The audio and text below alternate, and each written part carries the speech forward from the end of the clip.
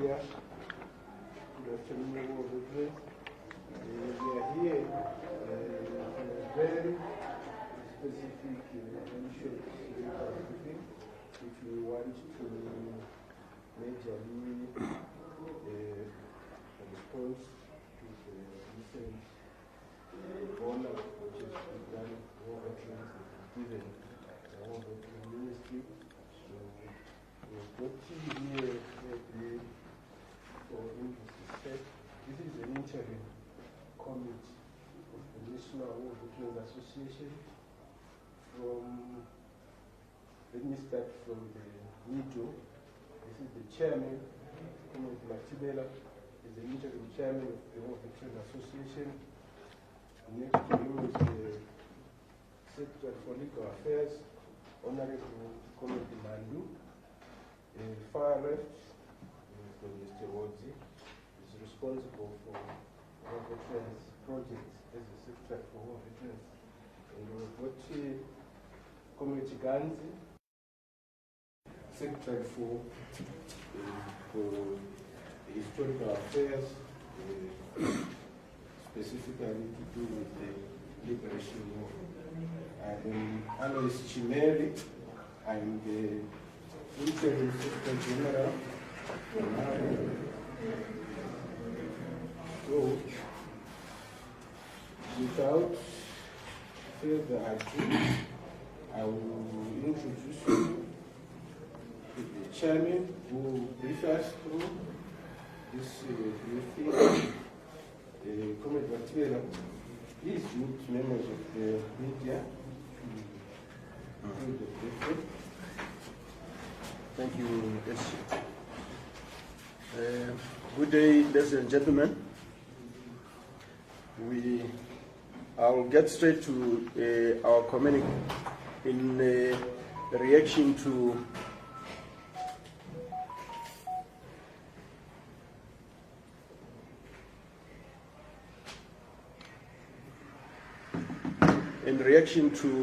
the appointment of Comrade Chris Mutsvangwa as the minister responsible for war veterans.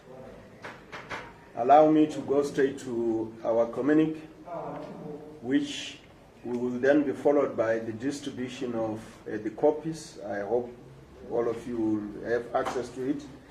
And we also have attached to it a congratulatory statement we had written to the Honorable Minister.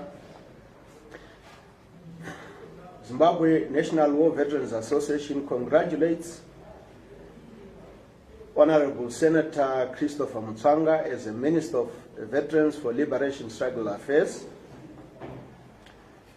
The Zimbabwe National Liberation War Veterans Association is delighted to extend our heartfelt congratulations to Honorable Senator Christopher Mutsvangwa on his recent appointment as the Minister for War Veterans Liberation Struggle Affairs.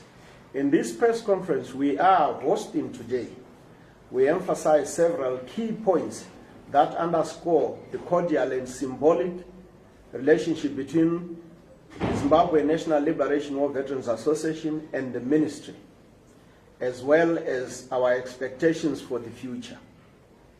First and foremost, the Zimbabwe National Liberation War Veterans Association reaffirms its commitment to maintaining a cordial and symbolic relationship with the Ministry of Veterans of the Liberation Struggle Affairs.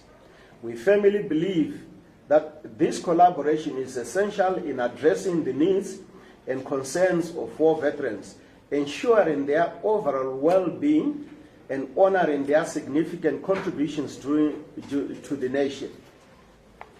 Moreover, Zimbabwe National Liberation War Veterans Association underscores the vital importance of effectively implementing the Veterans of the Liberation Struggle Act, Chapter 17.12.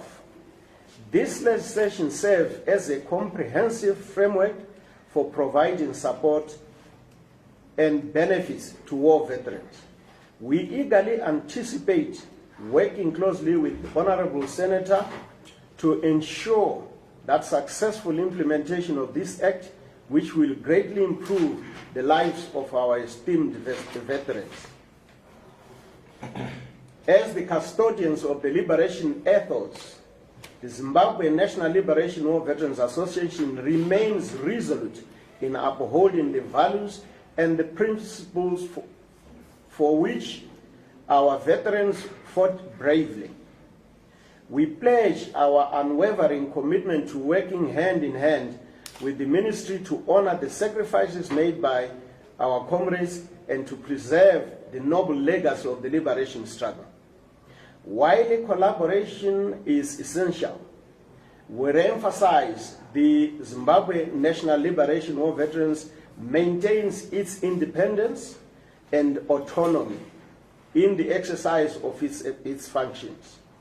We greatly value our unique role as an association representing the interests of our veterans and will continue to provide a distinct perspective on matters pertaining to their welfare and well-being. Lastly, we express our expectations for meaningful interaction with various ministries responsible for the welfare and the economic empowerment of war veterans. We have full confidence in Honorable Senator Mutsvangwa's ability to facilitate these vital connections and ensure that the concerns and needs of war veterans are effectively communicated and addressed to across the relevant sectors. The appointment of Honorable Senator Mutsvangwa as Minister marks a significant milestone in our collective efforts to support and uplift war veterans in Zimbabwe. The Zimbabwe National Liberation War Veterans eagerly anticipate a fruitful collaboration with the ministry under Comrade Mutsvangwa's esteemed leadership. For further discuss any specific matters, please, you can get in touch with our Department of Information and Publicity. I thank you. Now, in our communique, whilst congratulating the incoming minister, we also had directly written to the minister congratulating him on attaining that position. But we must also hasten to highlight the position of the association as a private volunteer organization, in that the reason why we are who we are today is because we also wanted to hold our biggest stakeholder, which is government of the day, that the welfare of war veterans to us come more dearly. We are in existence not by accident. We participated in the struggle, and obviously our expectations was 43 years down the line, our lives should have been improved for the better. You youngsters should have been the one now busy, taking over from us. But alas, here we are, still waking up in the morning, going to fend for ourselves and our families. So the importance of the creation of this ministry to us is very important, in that now we would engage government, we will engage any stakeholder with the potential to add value to our vision and aspirations. So even the media, you are part of this hustle we find ourselves in. It's not really unique to the veterans. We are saying, let's create a conversation around how the freedom fighters can improve their welfare. I also wanted to share with you our roadmap. When we look at, because as an interim, obviously, at some point in time, not in the so not distant future, we will be the substantive committee, which then we will be working full time to implement some of the roadmap, which we will share with you in due course. And our Congress is just around the corner. We have already secured the necessary material support to make that happen. And thankfully, this time around, we sought assistance from the private sector, and all sympathetic. It was our own private initiative. So we are quite serious about what we would want to do at the end of the day, because the elephant in the room is changing the current circumstances, the economic circumstances that are facing the war veterans. Among other things which I could whet your appetite is, we are looking at the issue of land. Ladies and gentlemen, when we went to war, we went to fight for land so that we could take ownership and control of land. To us, we get a little bit uncomfortable about fighting for the land, and the next thing, you don't own that land, you rent it. Among other disadvantages, obviously, I can't go to a bank and borrow money against a 99-year lease. It's no guarantee because the land is not mine. It also even discourages me to improve on the land, because there's no guarantee that overnight it will continue to be mine. So these are some of the areas we will engage our government to ensure that veterans, if not all African citizens, when you get the land, you have to have title. What informs us on the need to have title on every piece of land if someone gives you? We are comparing ourselves with the same people who we fought against during the colonial era.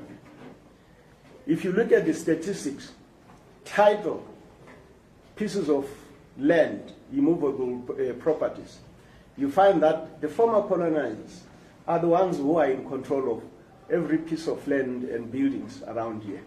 So where is the independence? Where is the African independence? Tatokura, we are at this age over 60, and you still don't even have title to anything except your surname. So these are some of the challenges, and it's not for some of us as veterans. We want to leave a positive legacy for younger generation, because when you have nothing which you call your own, you are guaranteed you have no control over it. So I thought we could just have to share some of these issues which already they are in a final, our roadmap. We have already put them here. I don't know whether I can bother you reading them aloud. Would you want me to read, or you can carry your copies and then go and have a look at them at the end of the day? So that's where our communique stands or ends. If there are any questions, we would be able to respond.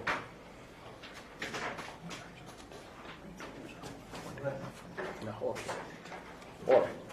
I'm also reminded that also I should extend our congratulations to Comrade Mavunga, Monica.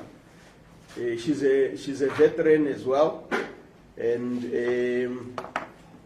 we wish her all the best in her position as the Deputy Minister. Thank you. Okay, honorable members, if there are some questions to be ask you let them be very short and few. Maybe you can introduce yourself first. Okay. The President of Voice of America citizen. From Voice of America, yeah? Yes. My question please, does your current leadership, are you recognized officially by the party as part of the party of the regime? Are you actually recognized? Which party? There are many parties. The ruling parties are there. No. We are a private volunteer organization which was approved by an approving authority. We applied for our existence through the ministry.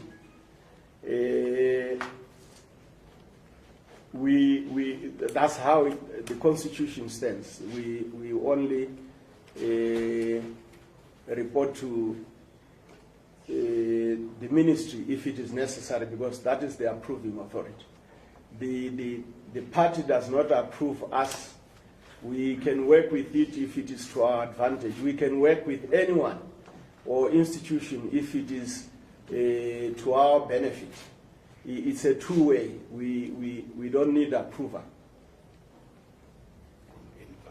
from any party. Are you answered? Okay. My name is Tingitei from Spain, the National News Agency. My question is common.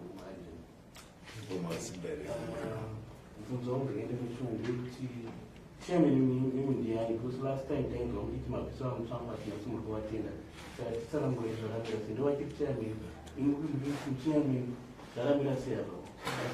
Yeah, you seem not to, maybe you are confusing the issues.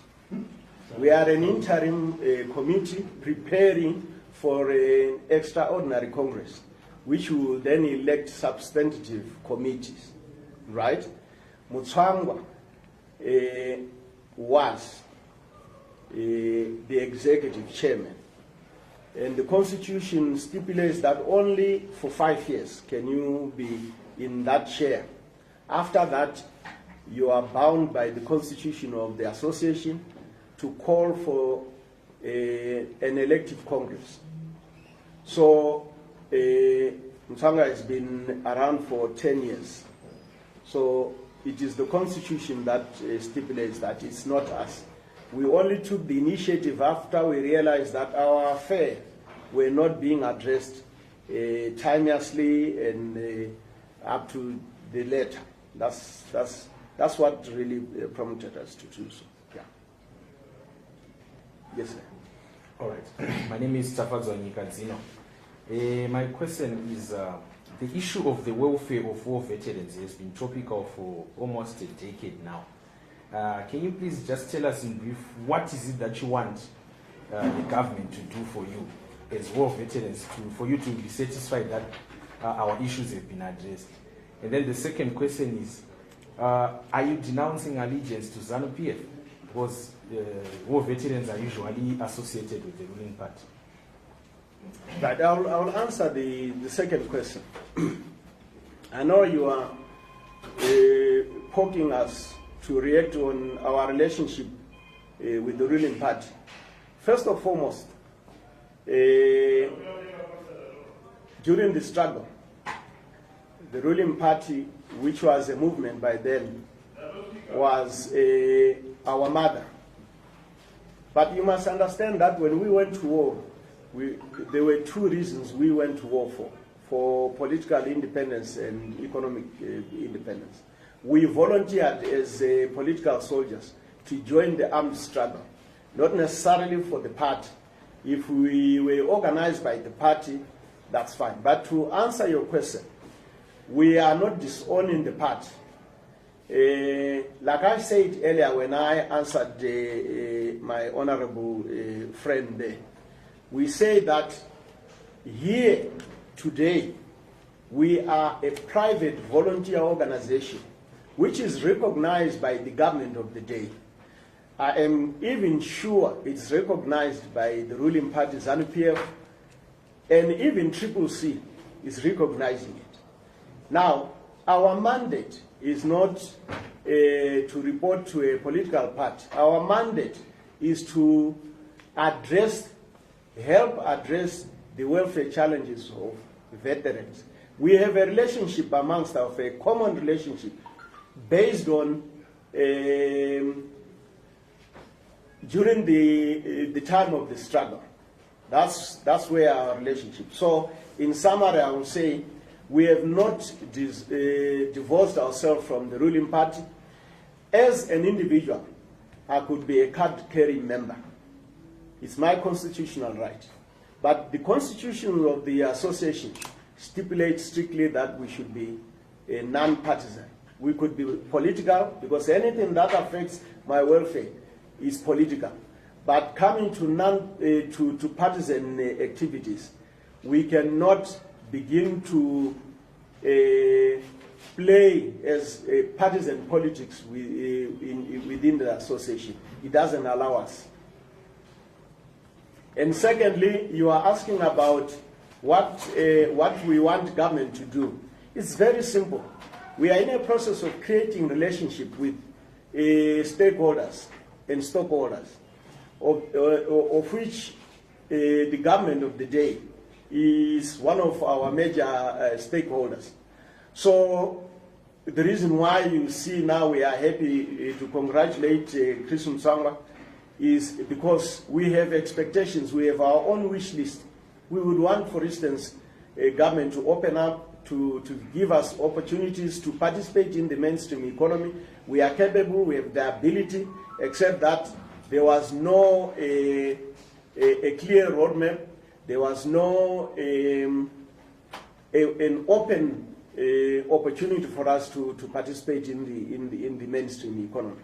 We also want to run conglomerate businesses so that at the end of the day they will look after us. Are you answered? Yes. Someone maybe Jonas might be freelance. Are you in good books with Minister Mutsvangwa, or is he part of the process towards We have a common understanding that what we want to achieve at the end of the day, I don't have to like Mutsvangwa or to hate him to work with him. If it makes a logical sense, I will work with anyone. So you will see even our history, we are working with the white community who we fought before. We are very understanding society, and we create relations based on a win-win situation. I don't personalize, as an individual, I don't personalize when it comes to nation building. We look at national issues rather than personal. If he doesn't like me, it's unfortunate, but I will still, because he is my minister, when I have issues to be addressed, I will go to him and engage him. Is he part of the process toward the extraordinary Congress? Well, no, we are an intern. You see, this effort is voluntary. It's voluntary based on whether there is a need. If Comrade Mutsvangwa wants to be part of this arrangement, he's more than welcome. We are basically saying, for us who still feel that the welfare of veterans must be improved, we are the ones that are really at the forefront. But we will be more than happy to see him coming along and helping the process so that we can quickly address the elephant in the room, which is the welfare of the veterans. Meaning as it stands, it's part of it. Yes, sir? From what you are saying, it seems as if he's not involved at the moment. So yes, we have never sat with him, so I cannot vouch that he is involved. I merely say that this is a voluntary, it's only where a few individuals out of the interest decided to sit down and say which is the best way we can bring about so that we begin to address the issue of the welfare of the veterans. One last question. One last question from the independent. Okay, I'm Mutsvangwa from 263 Times. You have said that as war veterans, you have faced a setback in your welfare. So my question is,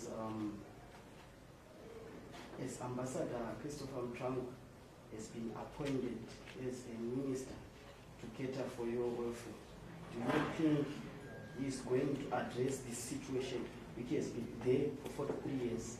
And if you think so, why?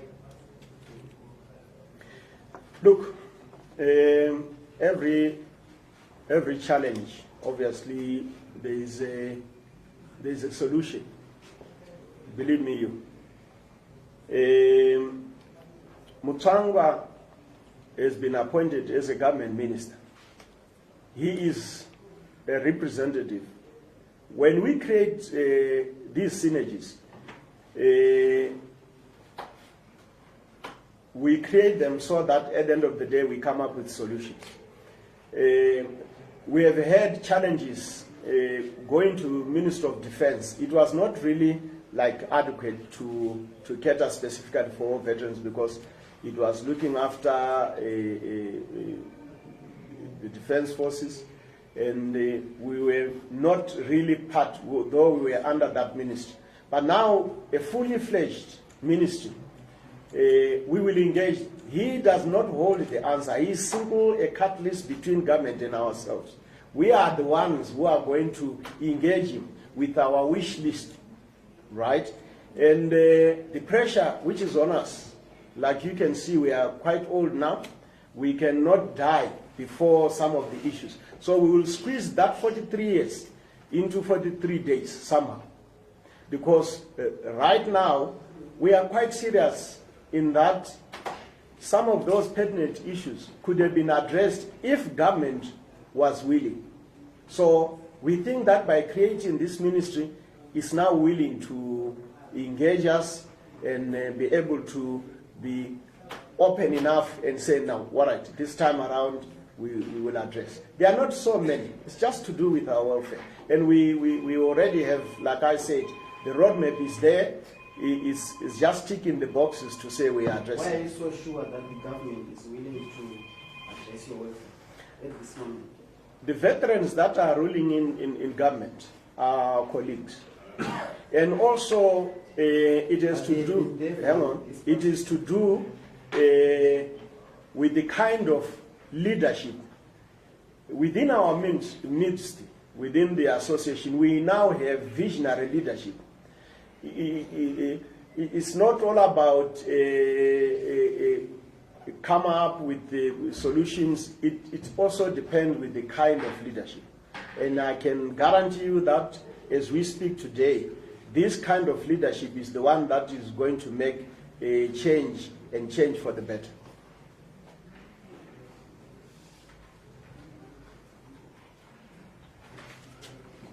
Right. I think, ladies and gentlemen, we have now come to the end of our communique. Really, we're very happy to distribute some of this one to all those who wish to have the... This is the congratulatory message we have given. Is it the one or the other? The one that